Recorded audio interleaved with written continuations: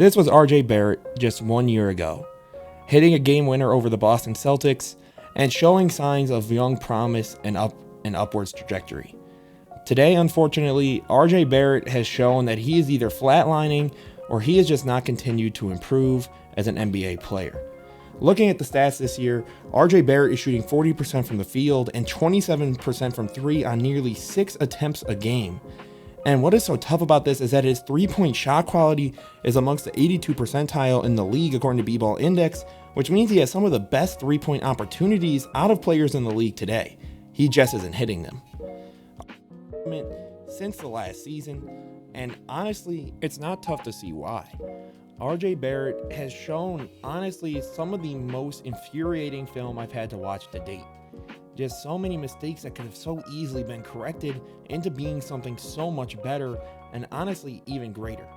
So today, guys, before we quite get into the analysis, I would like you guys to like and subscribe. Your support's been great, and let's continue this before we look into why RJ Barrett hasn't improved. So now, let's get into the analysis. So on this first play right here, what we're going to see is a pass to RJ Barrett in the corner. As you see, the defense is already not really respecting him from three as he catches and shoots, misses, and what's good here is he does get the rebound. And he has a good opportunity at the lane to go and cut, but here's where the problem arises.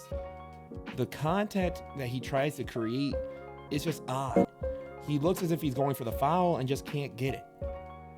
And now, as we see here, RJ is going to go for the drive, but you have Brunson and Barrett right here wide open who can obviously shoot the ball better than you at the moment. And honestly, this is such an easy opportunity for you to create. But the problem is there's so little time on the shot clock. RJ now has tunnel vision, and he believes the best thing to do is to just shoot this air ball. And again, these are just easily correctable mistakes. So on this next part right here, we're going to see RJ Barrett get the screen off of Mitchell Robinson, and he has the wide open lane. And again, right here, you're in a 2-on-1 situation. You have two guys who are playing better than you at the moment that you can easily turn around and kick it to, but instead you take this bad layup. So on this first play right here, what we're going to see is RJ Barrett's off the ball right here. As he grabs it, he's going to have a man come towards him, and he does the right thing here. He goes for the hesitation.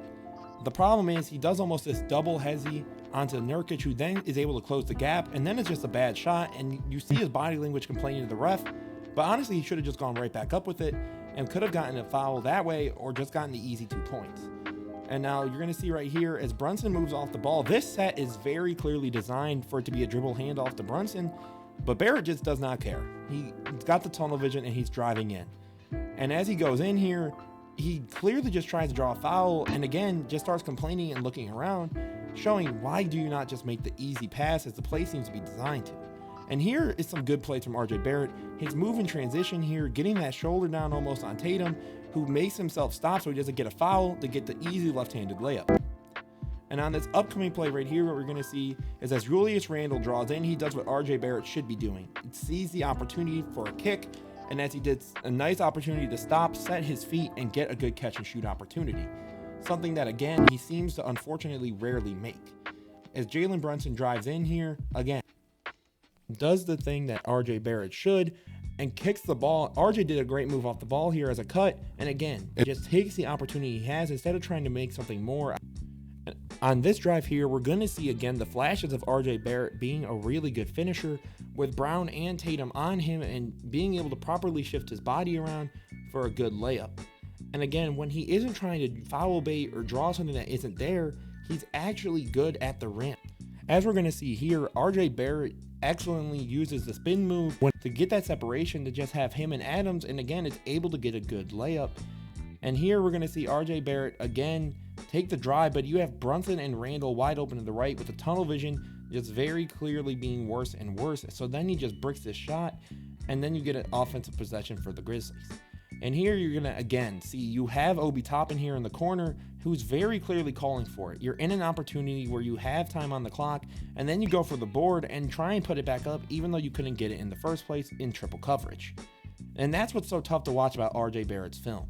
He has the opportunities to continue to improve, but he does moments like this against Dean Wade and just forces a layup that he didn't need to force.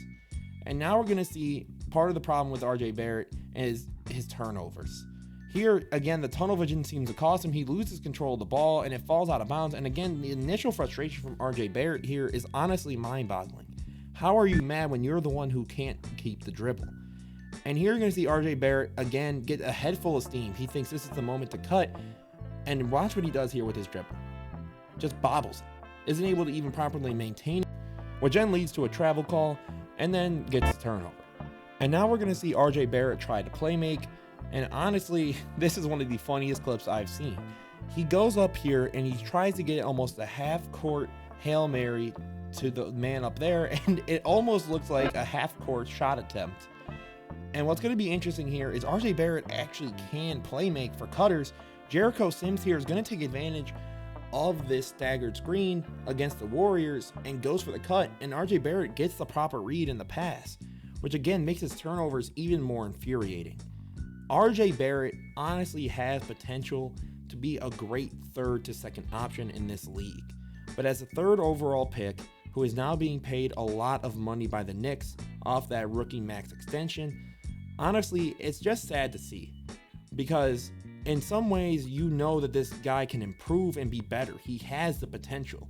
It's almost like Kyle Kuzma for me, a guy who really shows flashes of being able to be a great player, but just never actually seems to take that step forward to be that.